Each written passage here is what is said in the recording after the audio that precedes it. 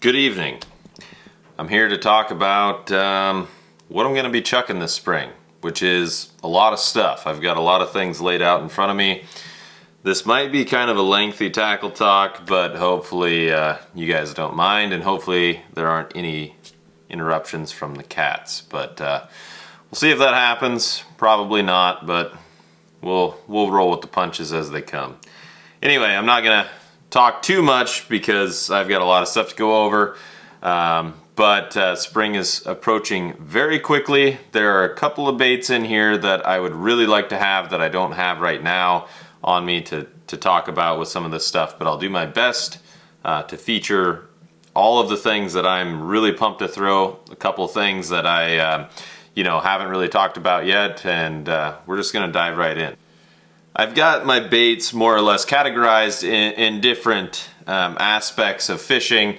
I've done that in the past few tackle talks that I've done. I think it works out pretty well in terms of how I break down these lures and what I use them for. So with that being said, let's dive right in. We're going to talk quickly here about, let's maybe start small and then work our way up. So starting with some of the smallest stuff on the list, obviously we can't talk spring, pre-spawn, spawn, all of those things without, there we go, without talking rattle baits. This is a pumpkin seed. I think this is a lungin, but I've upgraded the hooks on it, and I haven't thrown this one yet. It will get some run time. I've had some luck with rattle baits in the springtime. Not a ton, but I've had some follows, lost a fish, that kind of thing. It's not a killer for me, but it's probably one of those things where you got to really be working it at the right time and the right circumstances to get those fish to go on it. The cats are going crazy because I made it dark in the house for filming this tackle talk, so there might be some interruptions. They are just ripping around right now, of course. Anyway, next one on the list. Can't get anything done here. Next one on the list, Lee Lures Death Paws Minnow. Again, I tried the thing where I tried to weight down Joe Bucher's 5-inchers. I've tried it with other twitches where I've tried to weight them down.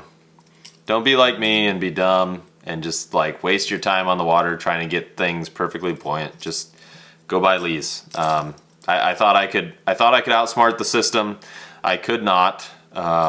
And if you want something that's perfectly neutrally buoyant, just spend the money to make it happen, so then you're not wasting time on the water, you're not wasting time in your shop, whatever the case is. It's not worth the 20 bucks in my opinion, if I'm being 100% honest.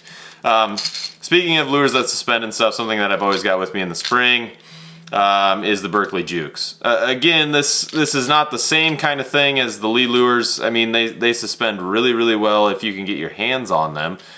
They don't make these anymore, but if you can get your hands on them, they work really well. They kind of have a different wobble, a different shake than the Lee lures. So again, I'm not trying to compare those because I feel like those are apples to oranges, but it's a smaller profile that you're going to be throwing on your downsized setup, if you're trying to target those pre-spawn fish, maybe off breaks or whatever the case may be.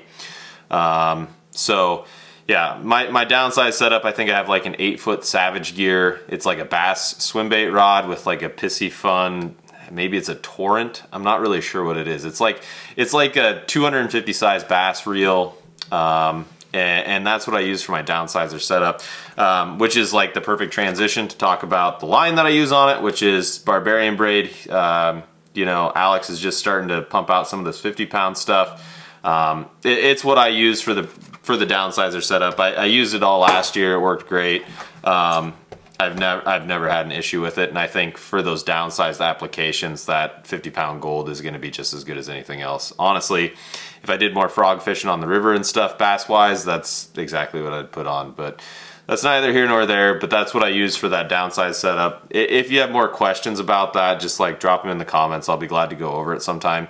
Basically, anytime I've used that downsizer setup, it's a heavy like swim bait bass rod with like a 300 or 250 size oversized bass reel, and then kind of an oversized line application for that. And I use the spring leaders from Stealth for that because The Pandemonium ones, as much as I love them for pretty much every application, this is one of the very few applications where it doesn't quite work out the way that I would like, because that Roswell material makes the bait sink, and it's a lot more dense than like the spring leader, so it has a propensity to throw off those baits a lot easier.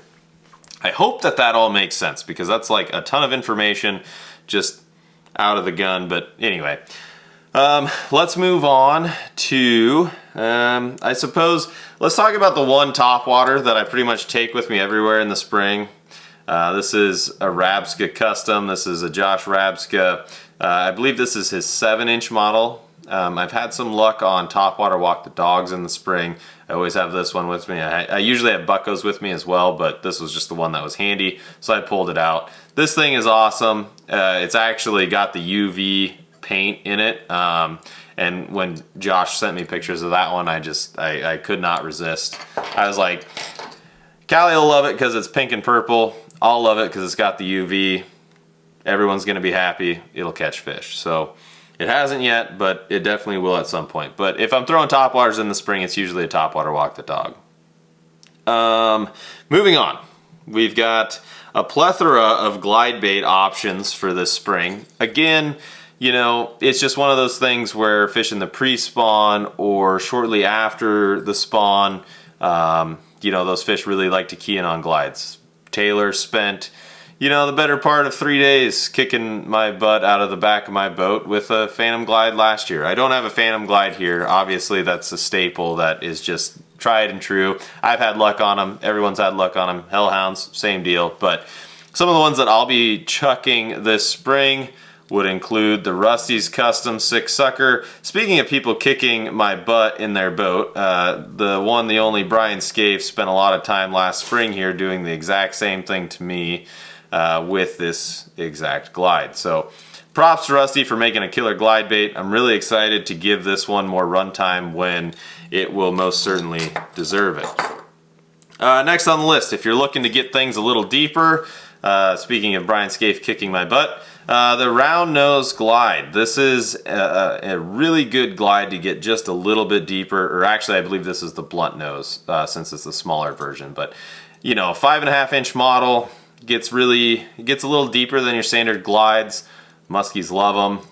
This is the tequila color, had to have it. Golden orange just works. That's just a really good application. As far as glides are concerned, if I'm looking to get even deeper than the blunt nose or round nose and maybe kind of a different profile, I will usually lean on Charlie Ridgway's Fathom Glide. Yep, there we go. This thing is really cool. I've had it for, I think, 2 or 3 years now. I've thrown it a bunch. I haven't caught with it yet, but it's just one of those things where when a glide gets as deep as this one does, it's kind of, the applications are a little bit more limited in terms of when and where and why you're going to throw that lure, which, again, it's a perfect lure for those situations, and I love having it with me. So if we're targeting deeper breaks or deeper structure or something related to that, and those fish seem to be keying in on glides, that's one that I will lean on time and time again.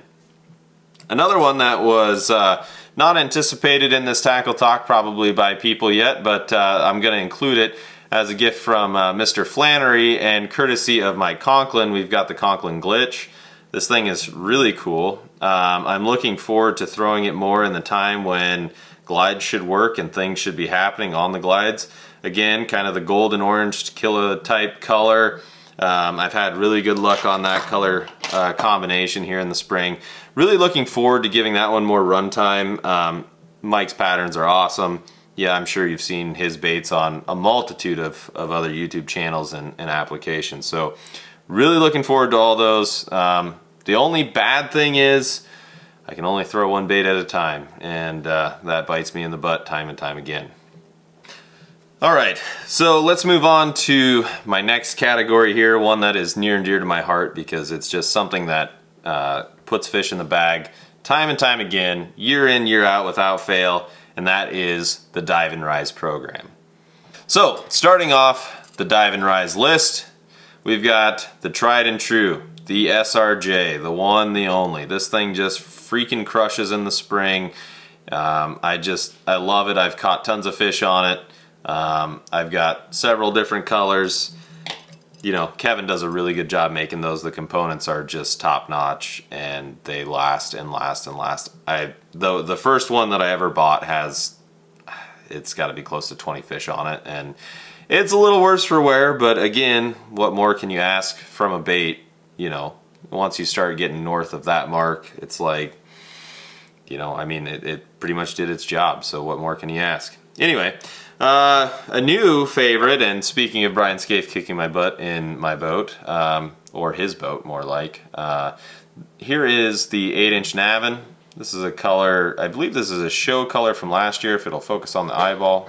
There we go. Focusing on the eyeball, I believe this is a walleye show color from last year or last show season. I think I picked this one up kind of in the middle of the summer transition, so it doesn't have hooks on it yet. It will get thrown this spring. I really like this color. I like the white eyes, just to give those fish something to really key in on and head shoot. These 8-inch Navins are phenomenal in the spring, and they just kind of offer a different profile than some of these other baits. Even if they're the same length, you know, they're not the same profile. And that's part of the big thing with the spring that, you know, I don't think enough people think about, is just like the profile is a different thing. So again, I'm trying to transition here, so I'm transitioning to the Bucko on this one. So this is the 6-inch Bucko. Had some luck on it last spring, had some heartbreaks on it last spring. This is one that I've had some luck with up north too. This is one of the first 6-inchers he sent me. This is just a standard perch. It's got a really good side to side to it. I need to throw it more than I do. The shad one did really well for me last spring too, during the crappie spawn on shad lakes, during the crappie spawn too, I guess, but like shad pattern, crappie spawn, whatever the case may be, it's a good spring color regardless. But this perch works well too because it's kind of a bluegill color, got some good side to side. Again, just a standard dive and rise that I'll lean on time and time again, especially for something just a little bit different that those fish may not see as often in the spring. So moving on, let's hit some rubber. We've got some good options here. I'll start with the Ryan Painter Customs. This is his sucker. I don't know, it's like 7 or 8 inches or so, but I threw this model last year a fair amount, not this one in particular. It was a different one that I had won in a raffle, and I tell you what, it runs really good, got a ton of thump. I'm looking forward to throwing them more. That profile, that smaller profile, should be absolutely money in the spring. Here's another one that I need to throw more than I do, that I've had in my box, and it continues to live there rent-free and probably will continue to live there rent-free if the camera will focus on it. This is the Mini Beaver from Beaver Baits. This is one of the OG deer hair ones. It goes with me everywhere. I don't throw it as much as I should. It kicks butt. It looks cool. It does weird things. I know muskies eat them. I just have not had a muskie eat one of mine yet, but it will happen. So the beaver is always in the box for the spring. It's always there. I know this is the plastic category, but like it's kind of plastic, kind of dive and rise. I don't really know where it fits in, but I thought for plastic it was probably the best application. Speaking of applications, something I'm really looking forward to trying out this spring, now that I've got it for the right time of year, is the 8-inch Poseidon. This is, I think, the silver shad from last year. Just a killer color. You know, I like fishing the crappie spawn. This bait should be absolutely crushable come that time of year. So really looking forward to putting the 8-inch Poseidon to work when it should work best, and that is, you know, during the springtime. So really looking forward to that one. Obviously can't talk chaos in the spring without mentioning the Mini Doosa. Probably my best producer the last couple of years in terms of not only fish numbers, but also big fish. I think last year the mini Doosa in the springtime got me a 41 and a 43. Again, I know that those aren't giants for where some of you people hang out, but for here in Iowa, those are pretty darn good fish, and the mini Doosa usually just figures out how to get them to bite, so I'm gonna keep checking that thing. We've got 2 more categories left. Hopefully you guys aren't bored yet. We've been running through baits like gangbusters.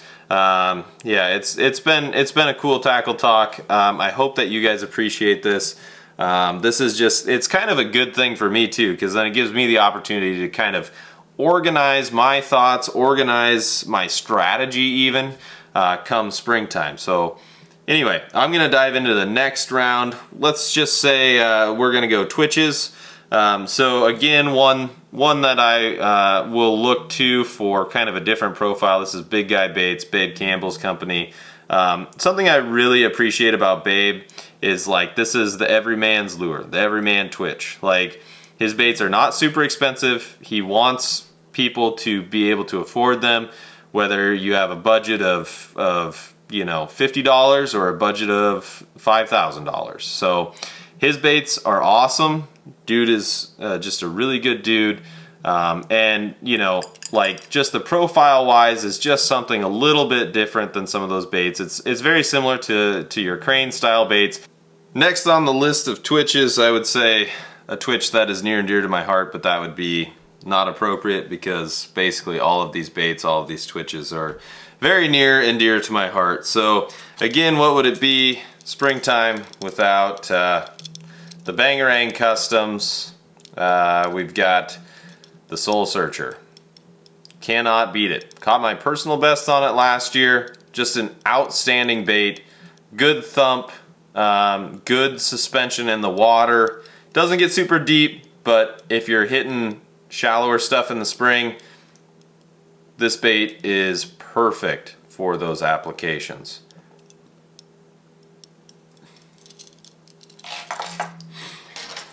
Next one that I'm really looking forward to throwing this spring that I did not get enough opportunity to throw last season in the time that I think it deserved to be thrown was the Topline dipstick.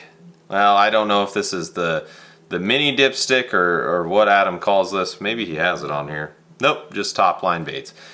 So the mini dipstick, this one, I threw it up north a fair amount. It was it runs awesome. It gets pretty darn deep, all things considered. So fishing some of those weed breaks into deeper water, fishing some of those deeper breaks just generally, or maybe some of the dams around in our reservoirs, this thing should be perfect for. Also getting down past the, what's Herbeck call it? The edge of light.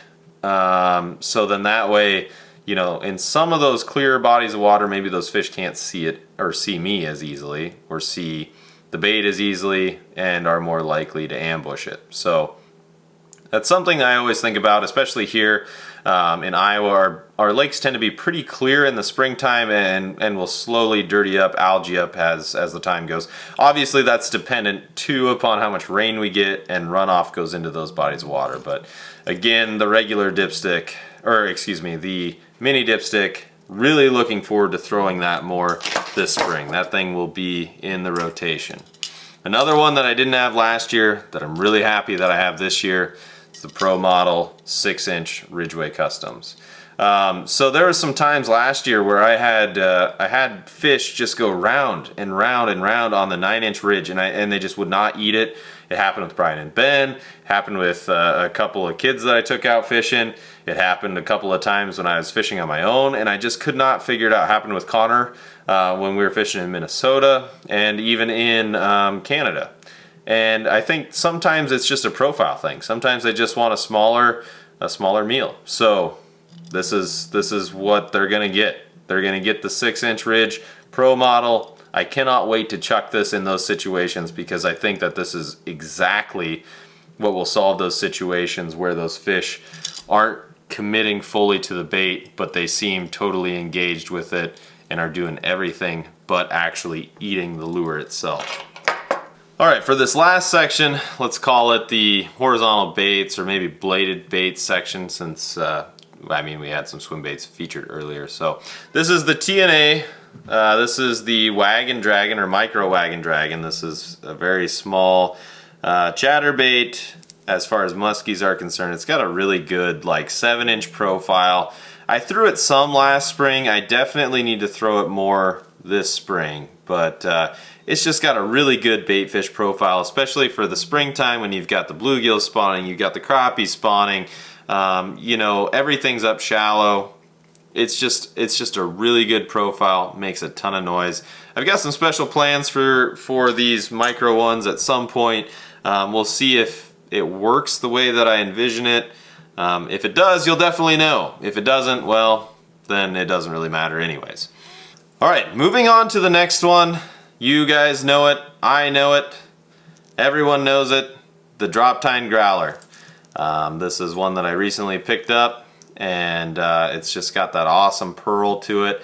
I love the pearl, especially, it just looks like so many things, and it really just sets itself apart without being overly obnoxious. So it looks like shad, it looks like crappies, it looks like bluegills, it looks like bass, whatever the heck they're eating, this is what it looks like. So again, I just love the bell, I love the Droptine, the growler, especially in the spring. It's just something that I need to chuck around more. We had some action on it last year, we had some action on the triple deuce. It's just one of those deals where it's gonna happen eventually. We just got to keep throwing it in the right situations, and springtime definitely is just that. So I'm definitely gonna be chucking the Droptine around a bunch more. I love that color. You just cannot get away from it. Another one that I'll be chucking a bunch this year that I did not have last year would be the Dadson curd. So this is like his, you know, short scale 8/8s cheese curd model. I cannot wait to chuck this thing around more often this spring. It's just got that perfect bait fish profile, especially when you have like bass guys that are sending you pics of mid-40s fish, and they're like, hey, I got this on a, you know, on a bass spinnerbait, and it's like, I believe that, dude. Like, that's a really awesome fish, especially when the guy sending you the pic is like 6'5", and you know, the fish still looks big. So anyway, if they're biting, my point is that if they're biting bass spinnerbaits, they want a smaller profile. The curd is gonna do it, the growler's gonna do it, the TNA, you know, the TNA chatterbait's gonna do it. I love it all. The thing with the Dadsons though is there are probably 2 or 3 of their bucktails that I would really like to show you right now for this spring, but I can't because they're still kind of being tested and some things are still being figured out. But if things work out, I'm sure that you will see. I'm sure you'll see them working out. All right, last but not least on the list, I featured it before, I'm gonna feature it again, the pandemic outbreak. Check your rules, check your regulations, hide your kids, hide your wives. You know, it's coming. The numbers were undeniable from Chad Harmon. I'm gonna be chucking it. I'm gonna be chucking it where I can, when I can, how I can, because I think that it's just something about the A-rig style and the multiple baits and the extra noise that just drives them crazy. So that's last on my list for this spring. I know this video's been going quite a while, but again, I'm really excited to get out there. I've got trips planned with guys from Wisconsin coming down. I cannot wait for the pre-spawn. You know, Barry and Jaron and I are looking forward to getting out. Brian and Ben's trip is booked. Taylor and Donna's trip is booked again. I've got a couple other trips planned, so spring is pretty much full at this point. We've got some other stuff in the works, hopefully getting back up to Minnesota, hopefully getting back up to Canada. But there's some variables there that need to work themselves out yet, but hopefully all of that will happen. As always, thank you guys so much for watching. I greatly appreciate it. I wouldn't be able to do it without your support and without the support of all of these guys helping me out, making sure that I've got the best tools in the business to catch the biggest fish possible. So, with that being said, good luck in 24. I've said it in the last 3 or 4 videos, but since it's getting real close, I hope that you guys crush whatever goal that you're wanting to crush. And as always, I'll catch you in the next one.